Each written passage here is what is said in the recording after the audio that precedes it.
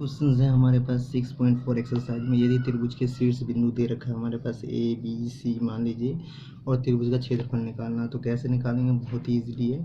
तो इसमें फार्मूला होता है, मैं बताता हूँ। तो मान लेंगे, माना ए बिंदु हमारे पास है 3 और -4 है, और बी पॉइंट्स में मान लिया 1 और -2, और जो है सी पॉइंट्स हमने 2 और 5 मान लिया। ठीक है, अब हमारे पास ये 3 बिंदु हैं। अब इससे क्या बनाना है? त्रिभुज का क्षेत्रफल पूछा है। ठीक है, तो आप समझ गए होंगे। इस तरह से त्रिभुज, मैंने कहा ए बी और सी, ठीक है, इसका क्षेत्रफल हमें बताने हैं। तो बहुत ही इजीली तरीके से बता सकते हैं। तो ऐसे लिखेंगे, त्रिभुज ए बी सी का क्षेत्रफल इक्वल टू होता है, फार्मूला होता है इसका 1/2 x1 y2 minus y3 x2 y3 minus y1 x3 y1 minus y2, ये फार्मूले होते हैं। ठीक है ना, इसमें हमें सारे वैल्यूज़ को रखने हैं। अब x1 x2 x3 क्या होता है बता दूं मैं आपको। इसे मान लेंगे x1, इसे मान लेंगे y1, इसे मान लेंगे x2, इसे मानेंगे y2, इसे मानेंगे x3, इसे मानेंगे y3। ठीक है ना, तो आप देख के इजीली फार्मूला रख सकते हैं। तो 1/2 x1 3 मैं वैल्यू रख रहा हूँ, ध्यान दीजिएगा। वैल्यू रख दिया हमने। x1 क्या है 3, x2 पहले x1 रखिए, फिर x2 रखिए, फिर x3 रखिए। तो x1 x2 x3, ठीक है। फिर y2 y3, तो y2 y3 वैल्यू देख करके रख लिया हमने, प्लस x2 1 था, y3 5 था, y1 माइनस का y1 है, तो माइनस प्लस क्यों हुआ? क्योंकि y1 माइनस का 4 है, तो माइनस माइनस प्लस का 4 हो गया। ठीक है जी, और यहाँ पे भी उसी तरह से होगा। x3 हमारे पास 2 था, y1 हमारे पास क्या है? माइनस का 4, माइनस फार्मूले में होता है। फिर y2 माइनस का ही था 2, तो माइनस माइनस प्लस का 2 कर दिया हमने। अब इन्हें सोल्व कर लेंगे, तो 1/2 ये जुड़ जाएंगे, 5 2 7, उसी तरह से ये 5 4 9, 1 की गुना करेंगे तो ये रहेगा 2, अंदर गुना करेंगे तो घटाएंगे आपस में, प्लस माइनस, इस तरह से हो गया। तो 1/2 हो गया, तो 7 या 21 हो गया माइनस का, ये 9 हो गया, 2 दूनी 4। इसे आप सोल्व कर लेंगे 1/2। अब इसे जोड़ लेंगे, 21 4 तो हो जाएंगे 25 प्लस 9। अब इसे घटाएंगे हम 1/2, फिर जो आएगा उसे गुना में रख लेंगे, तो हमारे पास आ जाएगा माइनस का 16। इसे डिवाइड कर देंगे तो आपका आ गया आंसर माइनस का 8। लेकिन हमें ध्यान रखना है, हमें जो आंसर दिखाना है त्रिभुज के क्षेत्रफल में, तो माइनस चिन्ह छोड़ देते हैं और हम दिखाएंगे 8 वर्ग इकाई। ये हो गया हमारा आंसर। ठीक है जी, ऋणात्मक चिन्ह हमेशा छोड़ देते हैं। ठीक है, अब एक और क्वेश्चन समझ लीजिएगा। क्वेश्चन नंबर 2 है, त्रिभुज के शीर्ष दे रखे हैं ABC, तो त्रिभुज का परिमाप ज्ञात कीजिए। तो त्रिभुज का परिमाप कैसे ज्ञात करेंगे? तो ध्यान से देखिएगा। पहले हम इसे एक काम कर लेते हैं, इस त्रिभुज को हम कार्तीय तल पर ड्रॉ कर लेते हैं। ठीक है, एक्स एक्सिस और वाई एक्सिस बना लेते हैं। एक्स एक्सिस और वाई एक्सिस पे बनाने के बाद आपको बिल्कुल समझ में आ जाएगा। ये हमारा एक्स एक्सिस है, ये हमारा वाई एक्सिस है। अब इसमें मैं अगर ड्रॉ कर लूँ, बराबर डिस्टेंस ले लेता हूँ। अब ये हमने एक्सिस ड्रॉ कर लिया है। अब यहाँ पर कोडिंग कर लेते हैं 1 2 3 4। ठीक है, 1 2 3 4 पॉइंट्स इसे मान लेते हैं, सोल्व करेंगे इसे हम। इन बिंदु पर मैं नाम डाल दूं इस त्रिभुज को, शीर्ष को ए है हमारा 0 4, और बी मैंने माना है 0 0, और सी माना है 3 0। इसे अगर रिप्रेजेंट करूँगा इसमें, तो निश्चित सी बात है ए है 0 4, 0 4 का मतलब है एक्स एक्स पे कहीं नहीं चला, वाई पे 4 चला, तो ऊपर की ओर ये आ गया, ये आ गया ए पॉइंट्स, क्या हमारा ए बिंदु आ गया। ठीक है जी, बड़ा कर लिया हमने।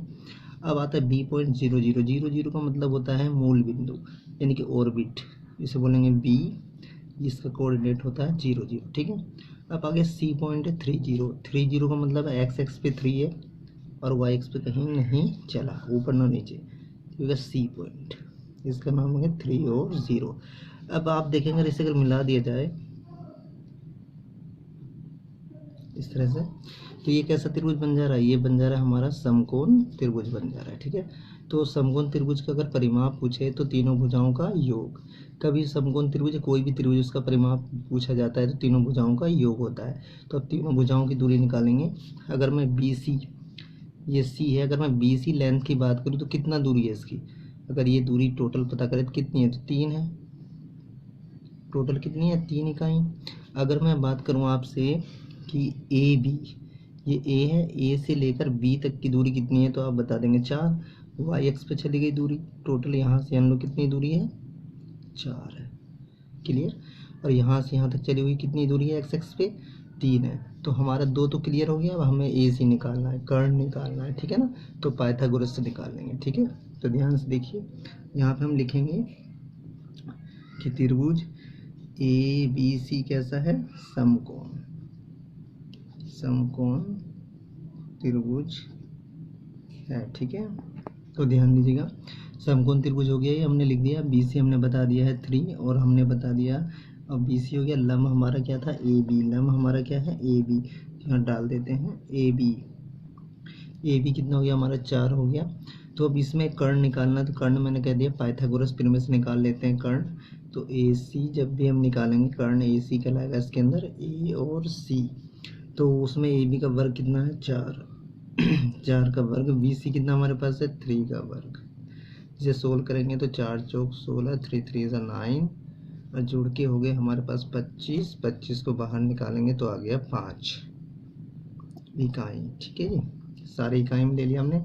अब हमसे पूछा गया था समकोण त्रिभुज का जो परिमाप बताइए, तो हम यहाँ लिखेंगे समकोण त्रिभुज ABC का परिमाप, परिमाप बराबर तीनों भुजाओं का योग, तीनों भुजाओं का योग, ठीक है। यानी कि AB plus BC plus CA, तो जोड़िए रखिएगा सारे वैल्यूज़। तो AB का वैल्यूज़ है हमारे पास कितना आया हुआ, AB 4 है, और BC कितना हमारे पास है 3, और CA का है 5। इन्हें जोड़ लेंगे तो कितना आ गया हमारे पास, 12 इकाई। यही हो गया हमारा आंसर। तो क्लियर हो गया, आपको समझ में आ गया होगा अच्छी तरह से, क्लियर। तो क्लियर हो गया अच्छी तरह से। तो इस तरह से हमने जो है इस त्रिभुज का पूरे का क्या निकाल दिया, क्षेत्रफल निकाल दिया, क्लियर।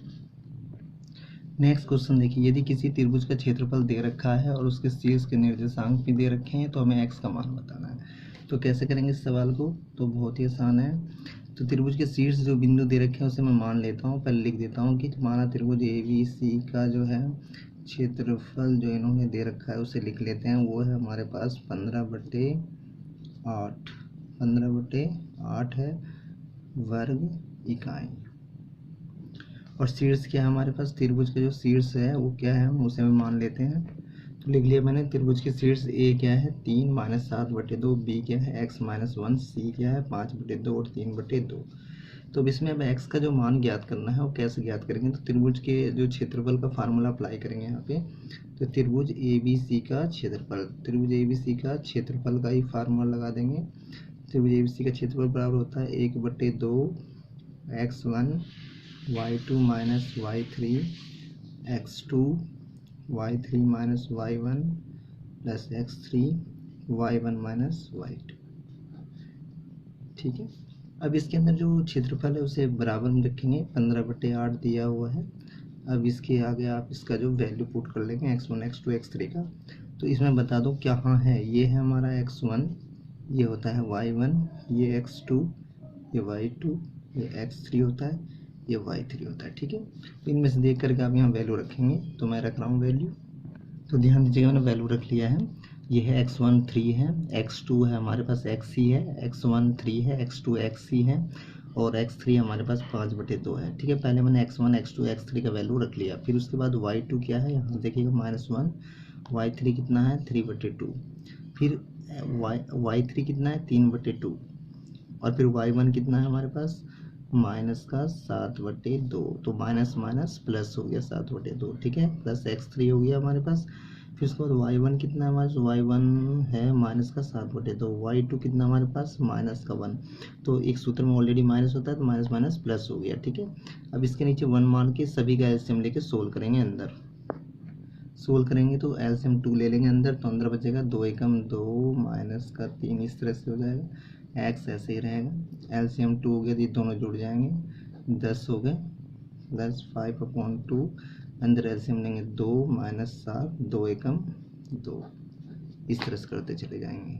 1/2 अंदर 3 2 5 होता है, माइनस का 5, 5 दिया 15/2 कर लेंगे, ये इसे काट लेंगे तो 5x हो जाएगा और प्लस 5/2 अंदर सोल्व करेंगे तो इसे माइनस कर लेंगे आप इसे, तो माइनस का 5/2 ही बचेगा। ठीक है, इस तरह से आप इन्हें हल करते चले जाइए।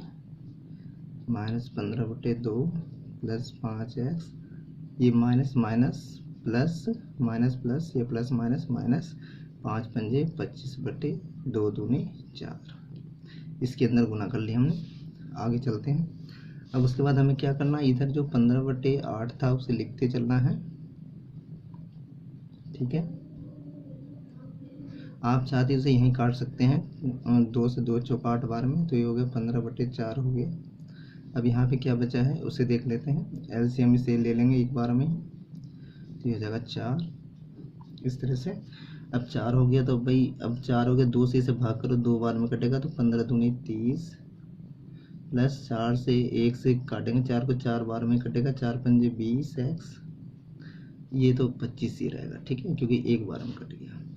अब इस 4 से इसे भी काट सकते हैं आप, 15 होगी इधर, इधर इन दोनों को जोड़िएगा तो 55 हो जाएगा प्लस 20x। अब इसे आप इसे पक्षांतर कर दीजिए तो आप इसे ऐसे लिख सकते हैं, 20x बराबर 15 प्लस 55, तो आपके पास हो गए 70। तो x बराबर कितना होगा, 70/20 कर लेंगे, 0 0 कट गया, या आप कह सकते हैं x बराबर 7/2, ये आ गया हमारा आंसर। क्लियर, समझ में आ गया होगा सवाल आपको, इजली था ये। इस तरह से आप सारे सवाल कर लेंगे। ठीक है, जब भी कभी आता है सवाल तो इसे इस तरह से करेंगे।